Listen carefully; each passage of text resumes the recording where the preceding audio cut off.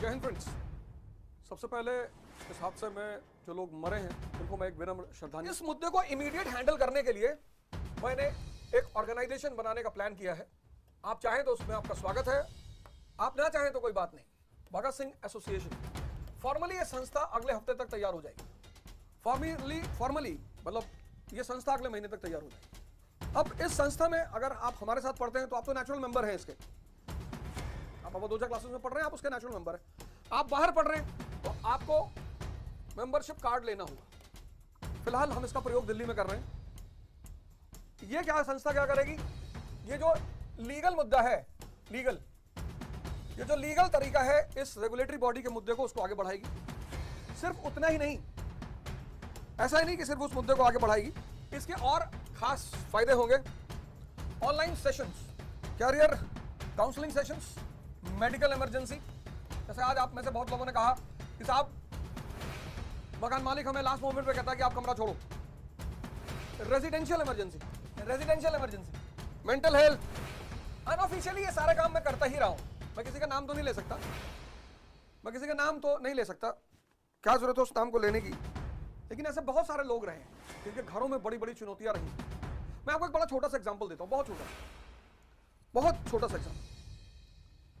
हमारा एक कोलीग हुआ करते थे, मैं नाम तो उनका नहीं लूंगा, कोरोना टाइम में उनकी डेथ हो गई। आप आएंगे पर्सनली तो मैं आपको दिखाऊंगा, मिलाऊंगा, पर किसी का नाम मैं नहीं लूंगा। हमारे एक कोलीग की कोरोना में डेथ हो गई। उसके 2 बच्चे, एक बेटा एक बेटी, दोनों छोटे। बुंदेलखंड का एरिया है और पिछले 3 या 4 साल से उन बच्चों की मेंटेनेंस, उनकी पढ़ाई, सब कुछ एक संस्था के थ्रू जाता है। हमने तो किसी से कहा ही नहीं। जब तक सरकार उस रेगुलेटरी बॉडी को नहीं बनाती है, Bhagat Singh association legal process कैसे इसको, क्योंकि आज अगर आपने अपना मुद्दा 2-4 मुद्दा अगर आपको सॉल्व हो गया, मान लीजिए आपको लाइब्रेरी मिल गई पढ़ने के लिए, ठीक है, आपका मुद्दा तात्कालिक मुद्दा सॉल्व हो गया। आपने जो कंपनसेशन की डिमांड की वो थोड़ा बहुत कंपनसेशन लोगों को मिल गया और आपने कहा ठीक है साहब बस अब हमें कुछ नहीं चाहिए। तो फिर ये चीजें फिर खड़ी होंगी भविष्य में, ये चीजें फिर भी भविष्य में खड़ी होंगी। मैं तो, मुझे कल बताया गया कि TV9 पे मुझे बताया, मेरा भाई वहां पे है, उसने कहा कि सब लड़के आ रहे हैं। मैंने कहा एकदम आ रहे हैं, आने दो, मैं भी आ रहा हूं।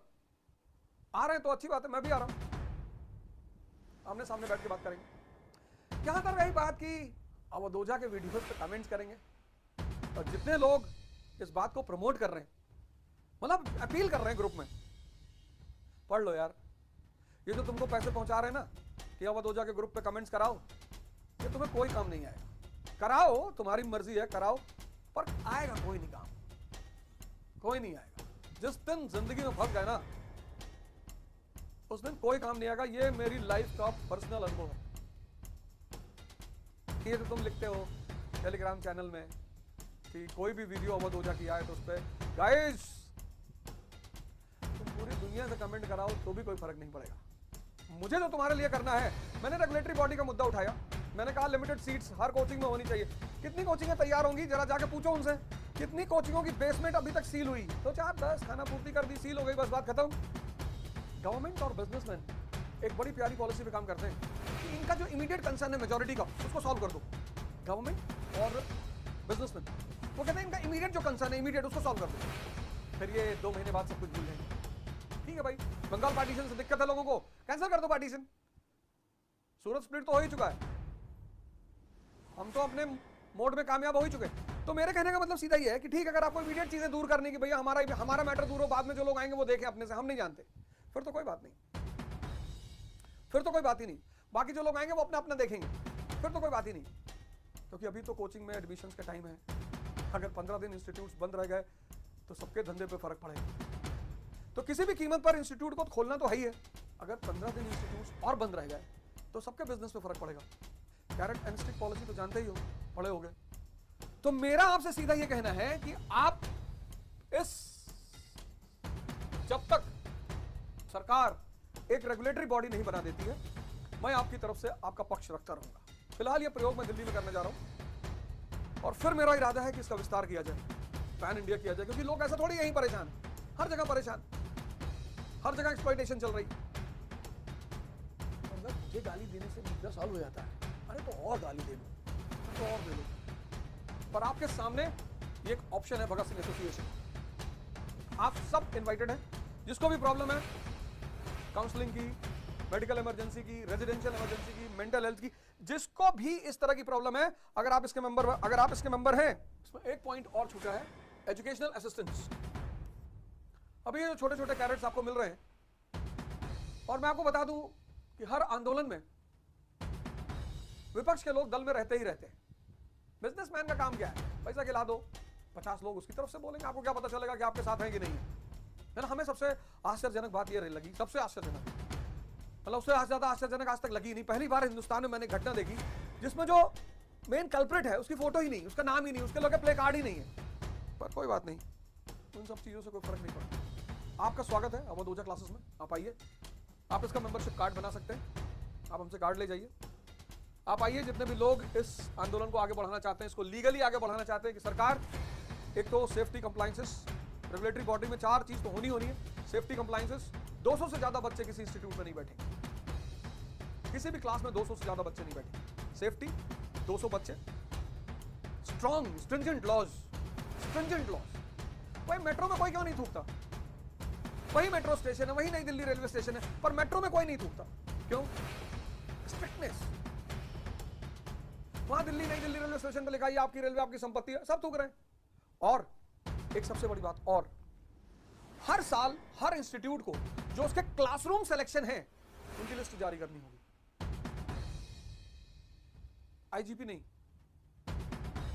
आईजीपी नहीं चाहिए, क्लासरूम सिलेक्शन। क्लासरूम 50 बच्चे आपकी क्लास में पढ़ रहे थे, आपकी कोचिंग में 50 बच्चे पढ़ रहे थे, इस 50 में से जिन्होंने पूरे साल आपके साथ पढ़ाई की है, उनमें से कितने लोग सेलेक्ट हुए? यहां तक रहा सवाल इस मुद्दे पर लड़ने का, सबसे पहली बात यह है, आप जितने भी लोग इससे लड़ रहे हैं, एक इशू पर सेंटर्ड हो जाइए, अलग अलग इशू मत बनाइए। कोई कह रहा है रूम रेंट, कोई कह रहा है ब्रोकरशिप, मत करिए वैसे। आप एक रेगुलेटरी बॉडी की मांग करिए कि हमें गवर्नमेंट की तरफ से एक रेगुलेटरी बॉडी का चाहिए जो पूरे भारत की कोचिंग इंडस्ट्री को रेगुलेट करे। उसमें सेफ्टी हो, उसमें फीस हो, उसमें रेजिडेंशियल इश्यूज हो, सब कुछ हो उसमें। अगर आपने इस मुद्दे को छोड़ दिया, आप सारे लोग इस मुद्दे पे सेंटर्ड हो जाइए, इस मुद्दे पे। ठीक है, 1885 में कांग्रेस बनी, आजादी मिली 1947 में, कोई बात नहीं, हो सकता है आपकी इमीडिएट मांगे आपको लगता हो नहीं पूरी हो रही, कोई बात नहीं, पर आज अगर आप कुछ शुरू करेंगे तो उस मूवमेंट को हम लेकर उसे आगे चलेंगे। आप पढ़ाई करिए, आप वापस जाइए, आप पढ़ाई करिए, आप अपना पढ़ाई पे ध्यान कंसंट्रेट करिए, ये मेरा आपसे पर्सनल वादा है। आप जाइए, पढ़ाई करिए, और इसको ड्राफ्टिंग करिए, इसको कि ये ड्राफ्ट करना रेगुलेटरी बॉडी गवर्नमेंट से हमें चाहिए ही चाहिए, क्योंकि आप सिर्फ यूपीएससी के लड़कों की समस्या सिर्फ राजेंद्र नगर की समस्या नहीं है, ये पूरे भारत के स्टूडेंट लॉबी की समस्या है। जितने भी लोग तैयारी करते हैं, इसको आप ये मत देखिए कि मेरा ओआरएन का मामला सॉल्व हो जाए बस, उसके बाद भाड़ में जाए जनता, ये सब मत करिए। आपके छोटे भाई बहन हैं, तैयारी करते हैं, पीएमटी की, नीट की तैयारी करते हैं, वो लोग भी बहुत परेशान हैं, पर वो बच्चे हैं, वो किससे कहेंगे? आप सब लोगों से मैं हाथ जोड़कर निवेदन करता हूं कि आप वापस अपने टेबल पर जाइए, पढ़ाई करने के लिए अपने बनाइए। और अगर आप, जैसे आज बहुत सारे लोग, मेरे मन में ये प्लान आया, आज TV9 पे मुझसे बहुत सारे स्टूडेंट मिले, बात हुई, कुछ उन्होंने गुस्सा दिखाया, कुछ मैंने गुस्सा दिखाया। अगर मुझे बिजनेस की बात सोचनी होती ना, कि कॉमर्स की बात, मैं भी आ जाता पहले दिन, दूसरे दिन, तीसरे दिन, आज ही आ जाता कि चलो भाई, जब खाना पूर्ति करना है, जब चलना ही है, सिर्फ चल के 5 मिनट बैठना ही है, तो चलो चलते हैं।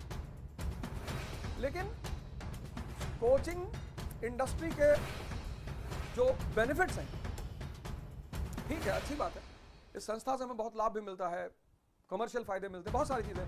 आपने स्टूडेंट यूनियन ग्रुप बना रखा है, उसमें कुछ लोग आपको मैसेज करते हैं कि अवध ओझा का कोई भी वीडियो आए तो उस पर कमेंट जारी रहना चाहिए, बिल्कुल जारी रहना चाहिए, एकदम कोई फर्क नहीं पड़ता, आप एकदम कमेंट करिए। आपको 4000% है गाली देने का, आप दीजिए, आपको जो देना है वो तो आप देंगे ही, लेकिन आप गाली देंगे इसलिए मैं आपके मुद्दे को नहीं उठाऊंगा, ऐसा कोई मेरा इरादा नहीं है, एकदम उठाऊंगा आपके मुद्दे को। सरकार, इस आंदोलन को चलते रहना चाहिए, रेगुलेटरी बॉडी का आंदोलन चलते रहना चाहिए। मैंने कहा ना कि पूरे देश में, सिर्फ ओआरएन नहीं, पूरे देश में ये जो कॉम्पिटिटर लॉबी है वो बहुत परेशान है, इन सारे मुद्दों को लेकर परेशान है, सेफ्टी के मुद्दों को लेकर परेशान है। ठीक है, आपका ओआरएन का मुद्दा आज सॉल्व हो जाएगा, फिर इलाहाबाद, फिर भोपाल, फिर कानपुर, फिर पटना, इंदौर, जयपुर, ये 4 स्पेसिफिक डिमांड रहेगी। सबसे पहली डिमांड रहेगी सेफ्टी कंप्लायंसेस, आप लोग अब अगर किसी बेसमेंट में बैठ के पढ़े, सेफ्टी कंप्लायंसेस, दूसरा लॉ, स्ट्रिंजेंट लॉज, तीसरा limited number of students,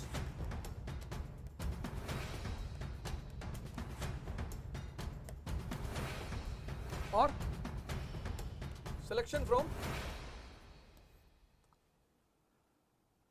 regular course, जो आपका 1 साल का कोर्स होता, उसमें आपके कितने बच्चे सेलेक्ट हुए हैं, इसकी लिस्ट हर संस्थान को साल के एंड में जारी करनी है।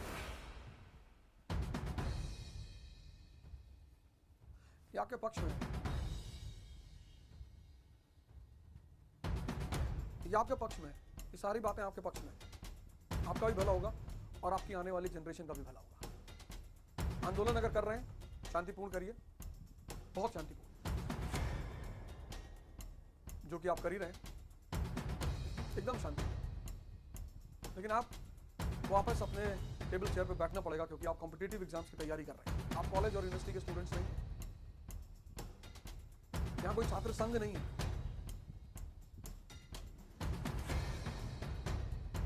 इस एसोसिएशन में 5 मेंबर आपकी तरफ से रहेंगे, आप नॉमिनेट करना।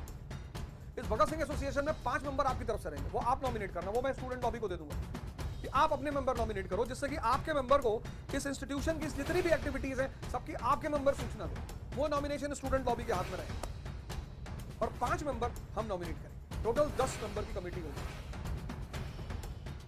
तो 5 मेंबर आपकी तरफ से और 5 मेंबर मेरी तरफ से, मतलब हमेशा जो भी स्टूडेंट लॉबी होगी वो 5 मेंबर उसको उसमें नॉमिनेट करेगी। तो 5 मेंबर स्टूडेंट की तरफ से, 5 मेंबर मेरी तरफ से, 10।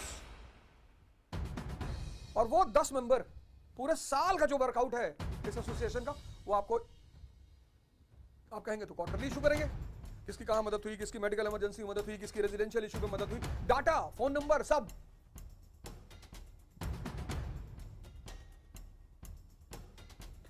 इसके बदले में मैं ये नहीं कहूंगा कि आप हमारे यहां एडमिशन ले लें, बिल्कुल नहीं कहेंगे। देखो यार, तुम लोग दूसरों के कहने पर अगर स्पॉन्सर्ड,